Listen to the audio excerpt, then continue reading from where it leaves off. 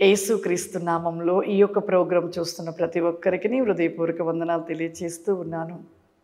పరిశుద్ధాత్మ దేవుడు నాకు చూపించిన, నేను చూసిన పరలోకము నరకం అనే యొక్క వీడియోస్ని మీరు ఎంతోమంది చూశారు. ప్రతి ఒక్కరు రక్షించబడాలి, ప్రతి ఒక్కరు దేవుని రాజ్యాన్ని వెతకాలి, ప్రతి ఒక్కరు కూడా ప్రభు సన్నిధి, ప్రభు రాజ్యంలోకి చేర్చబడాలి అనేది దేవుని యొక్క ఆశ. ప్రభు మనకు సిద్ధపరిచినవన్నీ కూడా ప్రభు చూపించినవి వీడియో రూపంలో మరి మీరు చూడడం జరిగింది. ఆ వీడియోస్ చేయాలంటే ఎంతో కష్టం. ప్రభు నాకు చూపించిన ఆ వెలుగు రాజ్యం ఎలా ఉంటుంది, ఏ విధంగా ఉంటుంది, ఎడిటింగ్ చేయటకు, ఆ విధముగా గ్రాఫిక్స్ చేయించడము, ఆ విధంగా చేయాలంటే ఎంతో ఖర్చుతో ఎంతో కష్టం. అయినను కూడా నా దేవుని రాజ్యానికి ప్రతి ఒక్కరు కూడా చేర్చబడాలి. ఎందుకు పనికిరాని దాన్ని, ఏ యోగ్యత లేని నన్ను ప్రభు ఆ పరలోకము, ఆ నరకము ఎలా ఉంటుందో ఆత్మగా తీసుకువెళ్ళి చూపించడము, అవి చూపించింది కేవలము ప్రభువుని అడిగినప్పుడు, ప్రభా నాకెందుకు చూపిస్తున్నావయ్యా? ఎంతోమంది గనులైన వారు, గొప్పవారు ఎంతోమంది ఉన్నారు, వారికి చూపించవచ్చు కదా ప్రభా. నాకైతే ఏమీ తెలియదు, బైబిల్ గ్రంథం నాకు తెలియదు, నాకు ఇవన్నీ ఏమీ తెలియదు ప్రభా. నేను మరి మరలా ఈ జ్ఞాపకం ఉంచుకొని నేను చెప్పాలి ప్రభా అని నేను అడిగినప్పుడు ప్రభు ఒక మాటగా చెప్పారు, నా కుమార్తె, ఇదిగో నీకు చూపించినవన్నీ కూడా నీవు భూమి మీద ఉన్న నా ప్రజలకు తెలియపరచు. నేను గనులైన వారిని, గొప్పవారిని నేను ఎన్నిక చేసుకోలేదు. ఇదిగో నా యొక్క ప్రణాళిక, నా చిత్తము నీ మీద నిలిచి ఉన్నది. నీవు చూసినది చూసినట్టుగా జ్ఞాపకం ఉండినట్లుగా నా ఆత్మ నిత్యము నీలో నిలిచి ఉంటుంది. నేను నిత్యము నీలో ఉంటాను కుమార్తె, భయపడకు అని ప్రభు నాకు తెలియపరిచారు. అలా తెలియపరిచినప్పుడు ప్రభు చెప్పినట్లుగానే నేను చూసినవన్నీ కూడా పుస్తకం రూపంలో రాయడము, తర్వాత వీడియోస్ రూపంలో ప్రతి ఒక్కరికి అర్థమయ్యేటట్టుగా, ప్రతి ఒక్కరు తెలుసుకొని దేవుని రాజ్యాన్ని వెతుకువారుగా ఉండాలని ఈ యొక్క వీడియోస్ చేయడం జరిగింది. ఈ వీడియోస్ చేశాక ఎంతోమంది కూడా ఎన్నో రకాలుగా విమర్శనాలు వచ్చినాయి. అయినా పర్వాలేదు. ఎందుకు అంటే నా ప్రభు పని నేను చేస్తున్నాను, నా ప్రభు నాకు అప్పగించిన పని నేను చేస్తూ ఉన్నాను. ఆ పనిని నేను చివరి శ్వాస వరకు నమ్మకంగా చేయాలి. అలా చేస్తేనే తిరిగి నేను కూడా పరలోకానికి చేర్చబడతాను. ఒక మనిషి భూమి మీద పుట్టాక ఎప్పటికైనా చనిపోతాడు. కానీ చనిపోయిన తర్వాతకి రెండే మార్గాలు, ఒకటి వెలుగు మార్గము, ఒకటి చీకటి మార్గం. ఈ యొక్క మనిషి చనిపోయిన తర్వాతకి అక్కడ జీవితం తర్వాత ఏమిటి, మా పరిస్థితి ఎక్కడికి వెళ్తుంది నా ఆత్మ అనేది ఆలోచిస్తే నిజంగా పరిశుద్ధ లేఖనంలో ఉంటున్న మరి ప్రతిదీ మనము వాక్యానుసారంగా చూసుకుంటే నిత్యరాజ్యము, నరకాగ్ని. ఒక మనిషి చనిపోయాక మంచి క్రియలు కలిగి, మంచి స్వభావం కలిగి దేవునితో ఉన్నవారు పరలోకం వెళ్తారు. దేవుడు ఎంతగా చెప్పినా వినక ఎంతో మరి భయంకరమైన పాపంలో జీవించిన వారు నరకానికి చేర్చబడతారు. అంటే ఈ భూమి మీద కొంతకాలమే మన జీవితం, కొంతకాలమే మనం బ్రతుకుతాం. తర్వాతకి మనము నిత్యము నిలిచి ఉండే స్థలాన్ని వెతకలేకపోతున్నాం. నిత్యము మనం ఉండే స్థలము వెతకలేని వారుగా ఈ భూమి మీద ఉన్నంతకాలం చాలే మా జీవితం, తర్వాత ఎక్కడికి పోతే ఏంటి మా ఆత్మ అని ఆలోచించేవారు కూడా ఎంతోమంది ఉన్నారు. ఇక మేము చనిపోయినా మాకు ఎక్కడికి వెళ్తాం, మాకెందుకు ఇదంతా అనుకుంటూ ఉంటారు. కానీ అసలు చనిపోయాక నిత్యము నిలిచి ఉండే స్థలాన్ని వెతకలేకపోతున్నాము. ఎప్పుడు చనిపోతే ఎక్కడికి పోతుందో ఏంటో మా ఆత్మ, ఎవరు చూస్తున్నారులే అని కొంతమంది అనుకుంటారు. కానీ ఎక్కడికో వెళ్ళిపోతుంది అని అనుకుంటాము. కానీ ఒకటి మాత్రం సత్యం చెప్తున్నాను, చనిపోయిన తర్వాతకి నరకంలో కాలుతున్న స్థలములో వెళ్ళిన వారి యొక్క ప్రతిదీ కూడా జ్ఞాపకం వస్తూ మరిచిపోక భూమి మీద జరిగిన పాపములన్నీ జ్ఞాపకము చేయబడుతూ నరకంలో కాలుతూ ఉంటారు. కొంతమంది భయము కలిగి, భక్తిని కలిగి, అమ్మో చనిపోయాక నేను ఖచ్చితంగా ఒక నరకము, పరలోకం ఉంది, ఖచ్చితంగా మా జీవితాలు సరిచేసుకొని పరిపూర్ణంగా మార్చబడి దేవునితో ఉంటే మేము నిత్యరాజ్యంలోకి చేర్చబడతామని ఆలోచించి ఆశని కలిగి దేవుని వెతికేవారు మాత్రం ఖచ్చితంగా ఆ సంతోషమైన పట్టణానికి, ఆ పరలోకానికి చేర్చబడతారు. కానీ ఇప్పుడు ఉంటున్న ఈ రోజులలో ఎలా ఉంది అంటే ప్రతి ఒక్కరి జీవితంలో పాపాన్ని విడిచిపెట్టలేకపోతున్నారు. పాపమును అస్సలు విడిచిపెట్టలేకపోతారు. ఎంత పరిశుద్ధ గ్రంథం చదువుతున్నారు, ఎంత వాక్యాన్ని ధ్యానిస్తున్నారు, ఎంతగా మందిరాలకు వెళ్తున్నారు, కానీ పాపమును విడిచిపెట్టలేని వారిగా పాపంలోనే ఒక అయస్కాంతానికి ఎలా అతుకుపోతామో అలాగే ఉండిపోతున్నారు.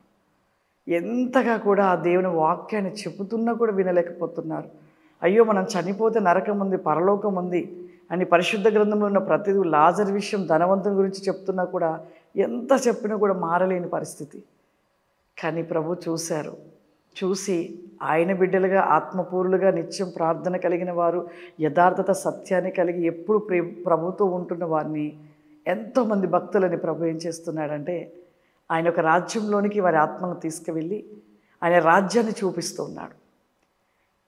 నరకం ఎలా ఉంటుందో, నరకంలో ఏ విధమైన బాధపడుతున్నారో చూపిస్తూ ఉన్నాడు. అలా చూపించి అవి చూసినవి తిరిగి మరలా నా ప్రజలకు ప్రకటించమని ఎంతోమంది భక్తులకు తెలియపరుస్తూ, ఎంతోమంది భక్తులు చూసినది వారు చెప్పడం అనేది, ఆ విధంగా మార్చబడి అయినా పరిపూర్ణులుగా నా బిడ్డలు మార్చబడి నా రాజ్యాన్ని వెతుకుతారని దేవుని ఆశ, దేవుని యొక్క ఆశ. ఆ విధముగైనా ఈ అంత్య దినములు ఆ విధంగా నేను నాకు చూపించిన ఆ విధముగా వారు తెలుసుకుని మార్చబడతారని ప్రభు ఎంతోమంది భక్తులు చూపిస్తూ ఉన్నాడు.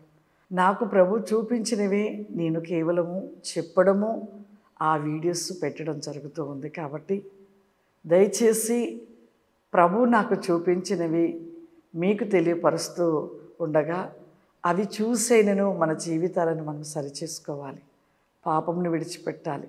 దేవుని రాకడ సమీపముగా ఉంటూ ఉంది. మరణము కూడా పరిగెడుతూ అనేకుల్ని, మరి చిన్న పెద్ద ముసలి వృద్ధులు పుట్టిన వారని లేదు, ఎప్పుడు ఏ సమయంలో చనిపోతామో తెలియదు. ఈ చనిపోయిన ఆత్మ ఎక్కడికి పరుగు అనేది మనము గ్రహించి, మన పరుగు పరలోకమైతే సంతోషం, మన పరుగు పరలోకం కాకుండా నరకం వైపు పరిగెడితే నరకాగ్నిలో నిత్యము కాలుతూ కేకలు పెడుతూ ప్రతిదీ కూడా మనకి ఆ నొప్పి బాధ తెలుస్తూ ఆ యొక్క యాతన అనుభవిస్తూ ఉంటాం. కాబట్టి ఈ రెండు విషయాలలో మీరు గ్రహించి సరిచేసుకొని మార్చబడాలి. ఎందుకంటే చివరి దినాలలో ఉంటున్నాం.